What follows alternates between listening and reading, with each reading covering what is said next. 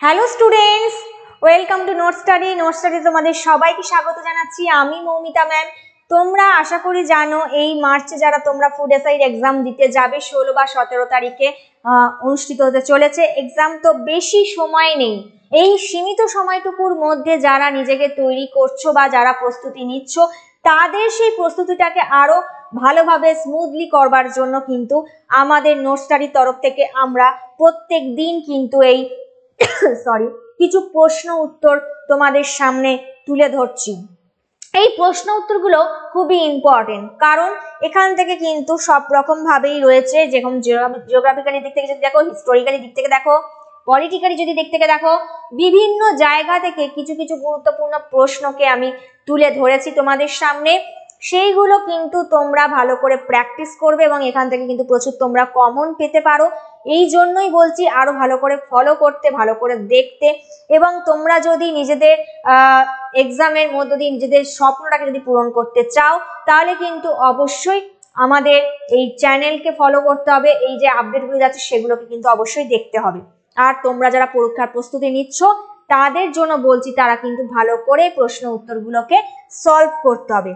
তো চলো আজকে আমরা দেখি যে এই যে বিষয়গুলো রয়েছে কি কি কোন কোন প্রশ্নগুলো তোমাদের সাথে আমরা আলোচনা করছি, সেগুলো কিন্তু প্রত্যেকটাই গুরুত্বপূর্ণ। তো কন্টিনিউ করি, চলো। প্রথম প্রশ্ন কি বলছে দেখো, প্রাগৈতিহাসিক যুগকে কটা ভাগে ভাগ করা যায় এবং কি কি? উত্তর এখানে কোনটা হবে? তিনটে অপশন দিয়েছে দেখো, দুটো, চারটে না তিনটে। তাহলে প্রাগৈতিহাসিক যুগকে তিনটে ভাগে ভাগ করা যায়, তাহলে উত্তর হবে কি? তিনটে। কি কি বলছে না, ধরো প্রি হিস্ট্রিক এরা, মানে যে যুগে কোনো ঐতিহাসিকরা লিখিত বিবরণ পায়নি, ঠিক আছে, এমন একটা যুগ যেটা সভ্যতার উন্মেষ পর্বে, সেই সভ্যতার উন্মেষ যখন হয়েছিল সেই সময় কিন্তু এই যুগের সূচনা হয়, যেখানে কোনো ঐতিহাসিকরা লিখিত বিবরণ পায়নি, ঠিক আছে।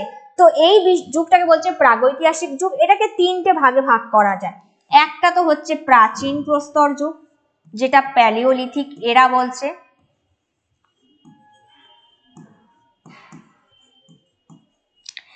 আরেকটা হচ্ছে মধ্যপ্রস্তর যুগ, যেটা মেসোলিথিক এরা।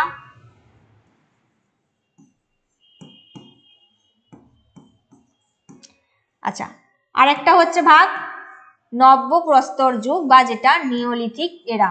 এই তিনটে যুগই কিন্তু ইম্পর্টেন্ট।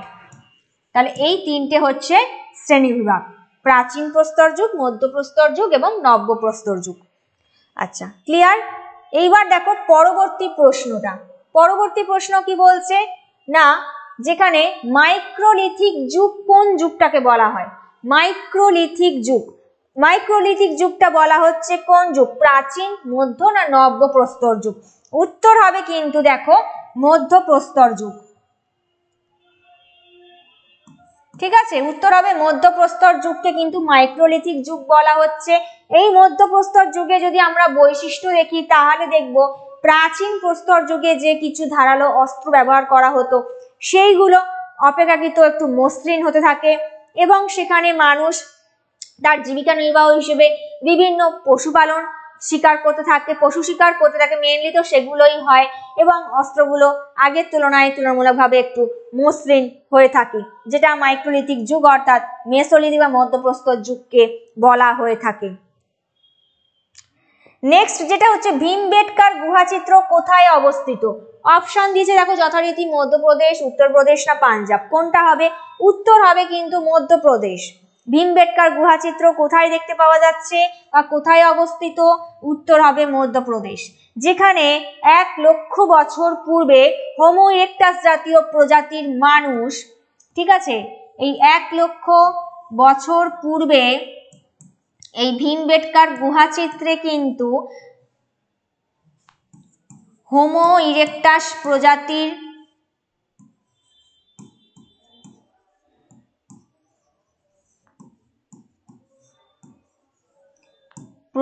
বাসস্থান ছিল বা প্রজাতির উদ্ভব হয়েছিল এই ভীমবেটকার গুহাচিত্রে। 1,00,000 বছর পূর্বে। এবং সেই গুহা চিত্রটা একটা স্থাপত্য কীর্তির একটা নিদর্শনকেও তুলে ধরে বা একটা ভূমিকা নেয়। আচ্ছা, নেক্সট কি প্রশ্ন অপেক্ষা করছে? সিন্ধু উপত্যকা মূলত কোন সভ্যতা গড়ে উঠেছিল? সিন্ধু উপত্যকায় যে সভ্যতা গড়ে উঠেছিল সেটা কোন যুগে? উত্তর কোনটা হবে? লৌহ যুগের সভ্যতা, তাম্রপ্রস্তর যুগের সভ্যতা, নাকি ব্রোঞ্জ প্রস্তর যুগের সভ্যতা বা ব্রোঞ্জের যুগ? কোন যুগ? উত্তর হবে কিন্তু দেখো 2 নম্বরটা রাইট অ্যান্সার হচ্ছে তাম্রপ্রস্তর যুগ। সিন্ধু সভ্যতা বলতে আমাদের কোন সভ্যতার কথা মনে পড়ে? মেইনলি হরপ্পা মহেঞ্জোদড়ো। এই হরপ্পা মহেঞ্জোদড়ো সভ্যতা সেটা পশ্চিমে লারকানা প্রদেশ মানে পাকিস্তানের সিন্ধু নদী অববাহিকা থেকে পূর্বে একদম লারকানা জেলা পর্যন্ত, সিন্ধু প্রদেশের লারকানা জেলা পর্যন্ত সভ্যতার উন্মেষ ঘটেছিল। এবং সেই সিন্ধু সভ্যতার উন্মেষ পর্বে বা সিন্ধু সভ্যতার সময়কালীন যদি দেখা যায়, সেই সময় তামার ব্যবহার বেশি প্রচলন হয়। ঠিক আছে, তামার ব্যবহার কিন্তু প্রচুর দেখা যায়। তো তামার ব্যবহার দেখার জন্য কিন্তু এই যুগটাকে বলা হয়ে থাকে তাম্রপ্রস্তর যুগ। ক্লিয়ার? এইবার পরবর্তী প্রশ্ন, ফরাসি বিপ্লবের জনক কাকে বলা হয়? প্রথমেই বলে রাখি, ফরাসি বিপ্লব যেটা ফরাসি আন্দোলনের একটা গুরুত্বপূর্ণ অধ্যায়, এবং সেই ফরাসি বিপ্লব কত সালে হয়েছিল যদি বলে, এর সাথে জড়িত একটা ইনফরমেশন, যেটা ফরাসি বিপ্লব হয়েছিল 1789 সালে ফরাসি বিপ্লব হয়েছিল। এই ফরাসি বিপ্লবের জনক কে ছিল?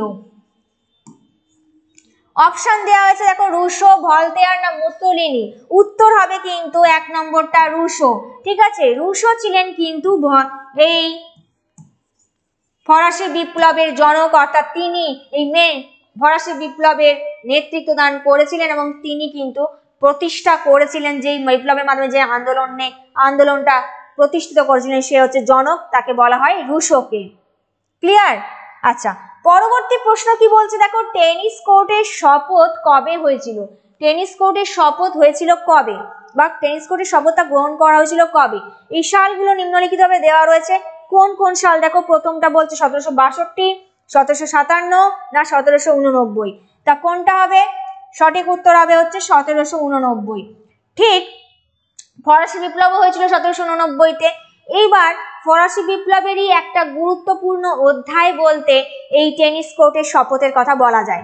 এই টেনিস কোর্টের শপথ বা টেনিস কোর্টের শপথ নামটা করা হয়েছিল কেন? যেখানে 1789 সাল বিপ্লব চলাকালীন ফরাসি জাতীয়তাবাদী নেতারা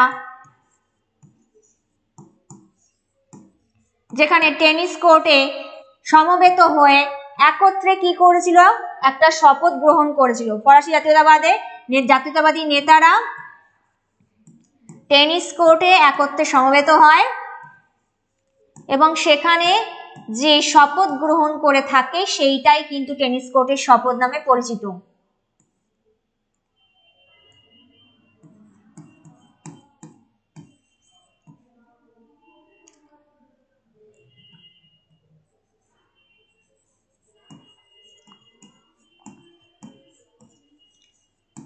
তাহলে ফরাসি জাতীয়তাবাদী নেতারা কি করেছিল? একত্রে টেনিস কোর্টে সমবেত হয়ে তারা বিপ্লবে অংশগ্রহণ করে বা টেনিস কোর্টে শপথ নেয়।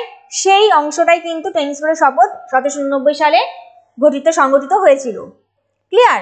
আচ্ছা, পরবর্তী প্রশ্নে যাচ্ছি, ভারতের পুলিশি ব্যবস্থা কে চালু করেছেন? পুলিশি ব্যবস্থা 3টে অপশন আছে, Lord Cornwallis, Lord Wellesley plus Lord Hastings. কোনটা হবে সঠিক উত্তর? Lord Cornwallis. ঠিক আছে, 1791 সাল সময়টা, সেই সময়ে লর্ড কর্নওয়ালিস কি করেন? পুলিশীকরণের ব্যবস্থায় কিছু আধুনিকীকরণের প্রযুক্তি ব্যবহার করা হয়ে থাকে। পুলিশীকরণে কিছু আধুনিকতার প্রয়োগ ঘটানো হয়ে থাকে। প্রাচীন যে ভাবধারা ছিল সেইখান থেকে দূর করে কিছু আধুনিকতার প্রয়োগ দেখা যায়, সেখানে কিন্তু পুলিশি ব্যবস্থার প্রবর্তন হয়, যেটা 1791-তে। সেইটাই হচ্ছে লর্ড কর্নওয়ালিস করেন পুলিশি ব্যবস্থা প্রবর্তন।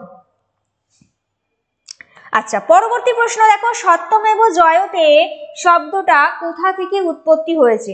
এই শব্দটা আমরা কোথা থেকে শুনি? যেখানে 1950 সালে 26শে জানুয়ারি অর্থাৎ প্রজাতন্ত্র দিবসের দিনকে এই সত্যমেব জয়তে কথাটা কিন্তু বলা হয়ে থাকে বা এই কথাটার উৎপত্তি হয়। তাহলে উৎপত্তি হয় কবে?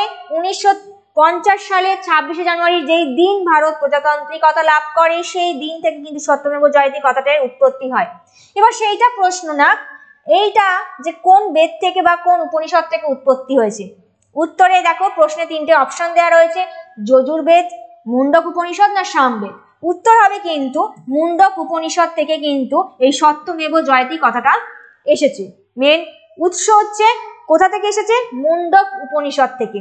মেনলি সেটা বৈদিক যুগের একটা উপনিষদ, মুন্ডক উপনিষদ থেকে এই কথাটা চলে এসেছে। এই সত্যমেব জয়তে কথাটির মানে আক্ষরিক অর্থ কি? যেখানে সত্যের জয়, সত্যের প্রতি জয় বা সত্যের জয়, সেইটা ইন্ডিকেট করছে হচ্ছে সত্যমেব জয়তে, যেটা প্রজাতান্ত্রিক দিনে কিন্তু করা হয়েছিল, উৎপত্তি হয়েছিল মুন্ডক উপনিষদ থেকে, মেনলি বৈদিক যুগে। আচ্ছা, পরবর্তী প্রশ্ন, নিচের কোনটা হিমাচল প্রদেশের লোকনৃত্য নয়? 4টে রয়েছে নৃত্যশৈলী, ধমন, ছাপেলি, মাহাতু, ঢাকনি। এর মধ্যে কোনটা লোকনৃত্য নয়? হিমাচল প্রদেশের আমি যদি দেখি লোকনৃত্য বলতে গেলে এই 3টে কিন্তু লোকনৃত্য হিমাচল প্রদেশে, তার মানে কোনটা বাকি রইল? ঢাকনি। সঠিক উত্তর হবে এইটা, ঢাকনি, যেটা সেই ডান্স ফর্মটা হিমাচল প্রদেশের নয়। বাকি যে রয়েছে ধামন, ছাপেলি, মাহাথু, এগুলো কিন্তু হিমাচল প্রদেশের একটি লোকনৃত্য। এই মেনলি এগুলো লোহারি, যে ওখানকার যে লোক উৎসব, লোহরি উৎসবের সময় কিন্তু এই লোকনৃত্যগুলো অনুষ্ঠান করা হয়। লোহরি উৎসবের সময় এই লোকনৃত্যগুলো পরিবেশন করা হয়ে থাকে, মেনলি মাহাথু, ছাপেলি, ধামন। আচ্ছা, মাই লাইফ কার আত্মজীবনী? 3টে অপশন রয়েছে, 1 আব্দুল কালাম, 2 নম্বরে রাজেন্দ্র প্রসাদ, 3 নম্বরে ক্লিনটন। মাই লাইফ আত্মজীবনীটি উত্তর হবে, সঠিক উত্তর হবে আব্দুল কালাম, যিনি ভারতের সাবেকি রাষ্ট্রপতি হিসেবে রয়েছেন APJ Abdul Kalam. Doctor APJ Abdul কালামকে কিন্তু তিনি কিন্তু তার যে আত্মজীবনী, তার নিজের আত্মজীবনী সংক্রান্ত যেটা লেখেন বা গ্রন্থ, সেটা হচ্ছে মাই লাইফ। তাহলে উত্তর হবে এপিজে আব্দুল কালাম। আচ্ছা, পরবর্তী প্রশ্ন দেখো, বিখ্যাত সাঁচি স্তূপ কে নির্মাণ করেন? বিখ্যাত সাঁচি স্তূপ কে নির্মাণ করেন? 3টে অপশন রয়েছে, 4টে অপশন দেওয়া রয়েছে তোমাদের কাছে। 1 হচ্ছে অশোক, চন্দ্রগুপ্ত মৌর্য, অজাতশত্রু, শশাঙ্ক। সঠিক উত্তর কোনটা হবে? সাঁচি স্তূপ কে নির্মাণ করেন? তাহলে উত্তর হবে হচ্ছে মৌর্য সম্রাট অশোক। ঠিক আছে, মৌর্য সম্রাট, যেটি মৌর্য সাম্রাজ্যের বিখ্যাত শাসক বলা যেতে পারে, অশোকের সময়কালে কিন্তু এই অশোক তিনি সাঁচি স্তূপটা নির্মাণ করেন। এই সাঁচি স্তূপটা যেটা মৌর্য সাম্রাজ্যের একটা অভূতপূর্ব স্থাপত্যের একটা নিদর্শন হিসেবে ধরা দেয় বা পরিচিত, মৌর্য সাম্রাজ্যের এক স্থাপত্য কীর্তির নিদর্শন।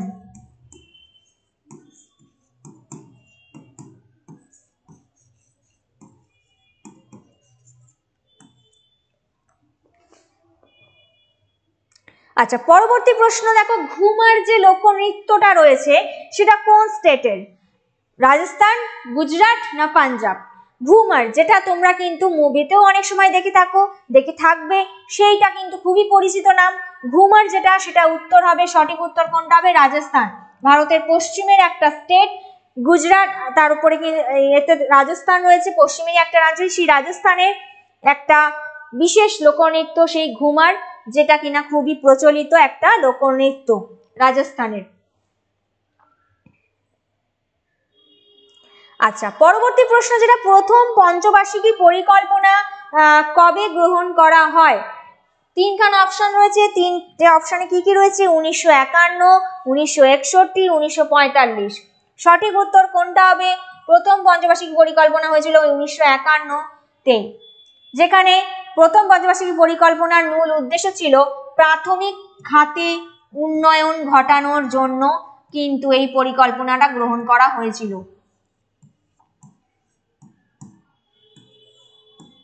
ঠিক আছে, প্রাথমিক খাতের উন্নয়ন ঘটানোর জন্য এই প্রথম পঞ্চবার্ষিকী পরিকল্পনাটাকে গ্রহণ করা হয়েছিল 1951 সালে। এবং এই প্রথম পঞ্চবার্ষিকী পরিকল্পনার সভাপতি তখন কে ছিলেন? জওহরলাল নেহেরু। জওহরলাল নেহেরু তিনি কিন্তু সভাপতি ছিলেন।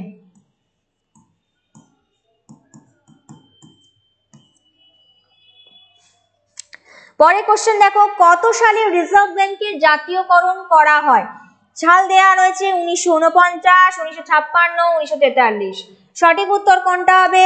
সঠিক উত্তর হবে 1949 সাল। ক্লিয়ার? রিজার্ভ ব্যাংক জাতীয়করণ হয় 1949 সালে, যেখানে 1934 সময়কাল reserve bank of India act অনুযায়ী রিজার্ভ ব্যাংক অফ ইন্ডিয়ার অ্যাক্ট বের হয়। সেই অ্যাক্ট অনুযায়ী আরবিআই স্থাপিত হয় হচ্ছে 1935-এ। প্রশ্ন আসতে পারে যে রিজার্ভ ব্যাংক অফ ইন্ডিয়া কবে স্থাপিত হয়, তাহলে বলবে 1935-এ। সেইটা পরবর্তীকালে 1949-এ বেসরকারি থেকে সরকারি জাতীয়করণ করা হয় বা জাতীয়করণ করা হয়ে থাকে 1949-এ। স্থাপিত হয় 1935-এ 1934-এর অ্যাক্ট অনুযায়ী। নেক্সট আসি, সবুজ বিপ্লব কথাটা প্রথম কে ব্যবহার করেন? তিনজনের নাম দেওয়া রয়েছে, অপশন দেওয়া রয়েছে দেখো, নরম্যান বোরল্ফ, ডক্টর সাহা আর ডক্টর হাসান। উত্তর হবে কোনটা? প্রথমটা, অপশনে নরম্যান বোরল্ফ। সবুজ বিপ্লব যেটা গ্রিন রিভলিউশন কিসের সাথে জড়িত? কৃষি বা এগ্রিকালচারাল সেক্টর, যেখানে কৃষিতে এক অভূতপূর্ব প্রযুক্তির উন্নয়ন, সেটাই হচ্ছে গ্রিন রিভলিউশন বা সবুজ বিপ্লব। এই সবুজ বিপ্লবের জনক কাকে বলা হয়? জনক হলেন এম.এস. স্বামীনাথন। তাহলে একজন হচ্ছে কথাটা ব্যবহার করেছেন, একজন হচ্ছে জনক যিনি এই বিপ্লবটাকে নেতৃত্ব দিয়েছিলেন, বিপ্লবটাকে এগিয়ে নিয়ে যেতে সাহায্য করেছিলেন, এম.এস. স্বামীনাথন, যিনি কিন্তু সবুজ বিপ্লবের জনক হিসেবে পরিচিতি। অর্থাৎ সেটা কৃষিক্ষেত্রের সাথে কিন্তু জড়িত, যেখানে কৃষিক্ষেত্রে প্রাচীন যে প্রযুক্তি ব্যবহার করা হতো তার পরিবর্তে আধুনিক টেকনোলজির প্রভাব এবং আধুনিক যন্ত্রপাতির প্রভাব, সেখানে আধুনিকীকরণের একটা প্রভাব, সেটাই দ্যাট ইজ গ্রিন রিভলিউশন বা সবুজ বিপ্লব। তো আশা করি আমি যে যে প্রশ্নগুলো তোমাদের সাথে শেয়ার করলাম এগুলো তোমাদের অনেক কাজে দেবে। তো এইগুলোকেই ভালো করে প্র্যাকটিস করতে থাকো। আমি পরবর্তীকালে আরো কিছু প্রশ্ন উত্তর সিলেক্ট করে সেগুলো তোমাদের সাথে সলভ করাবো এবং সেই সম্বন্ধে কিছু ইনফরমেশন তোমাদের দেব। তো আশা করি কাজে দেবে তোমাদের, এগুলোকে প্র্যাকটিস করতে থাকো এবং আগামী ক্লাস আবার দেখা হবে আবার নতুন কোনো কিছু ইনফরমেশনের সাথে এবং পরবর্তী প্রশ্ন উত্তরের প্র্যাকটিস করার জন্য। সেক্ষেত্রে তোমাদের কিন্তু অবশ্যই ফলো রাখতে হবে আমাদের চ্যানেলকে, নোট স্টাডি চ্যানেলকে, ঠিক আছে? যেখানে তোমাদের স্বপ্ন পূরণের জন্য, যেখানে তোমাদের যাতে তোমরা যাতে পরীক্ষা সফলভাবে বসতে পারো সেই জন্য কিন্তু অল টাইম তোমাদের পাশে রয়েছে, পাশে থাকবে। তো all the best, have a nice day.